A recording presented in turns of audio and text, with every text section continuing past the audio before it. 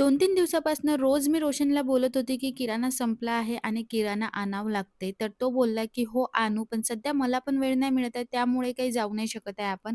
पण ज्यावेळेस मी फ्री होऊन जाईल ना, त्यावेळेस आपण चाललं जाऊ किराणा घ्यायला." या संडेला तो फ्री होता, तर तो बोलला, की "या संडेला मी किराणा आणून देते तुला." तर मी बोलले, की "मी पण येते तुझ्यासोबत." तर तो बोलला, की "तू अजिबात येऊ नको.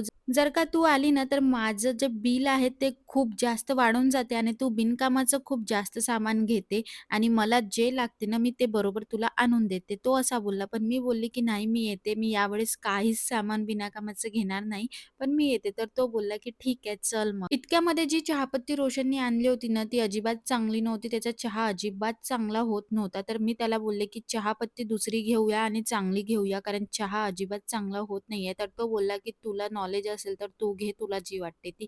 आणि मी मग चहापत्ती छान निवडली. किराणा वगैरे घेऊन झाल्यानंतर मी पोहोचले टॉप्स, कुर्तीज वगैरे बघायला. तर तो बोलला, की "तिकडे अजिबात जाऊ नको. मी तुला काहीच तिकडलं घेऊ देणार नाहीये, कारण ऑलरेडी तुझ्याकडे भरपूर सारे टॉप्स वगैरे सर्व काही आहेत." मी त्याला बोलले, की "ठीक आहे, नको घेऊन देऊ." सर्व किराणा वगैरे घेऊन झाला होता आणि आम्ही बाहेर निघालो. त्यावेळेस आम्हाला कळलं, की यार आईस्क्रीमसुद्धा घ्यायचं होतं घरच्यांसाठी.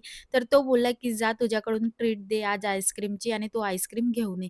मी आतमध्ये पुन्हा गेली डी-मार्टला आणि पुन्हा आईस्क्रीम वगैरे घेतली आणि घरी आली. घरी आल्यानंतर आम्ही सर्वांनी सोबत जेवण केलं. त्यानंतर आईस्क्रीम मस्त छान एन्जॉय केली. तर असा होता आजचा व्लॉग. भेटू पुढल्या व्लॉगला. तेव्हापर्यंत बाय.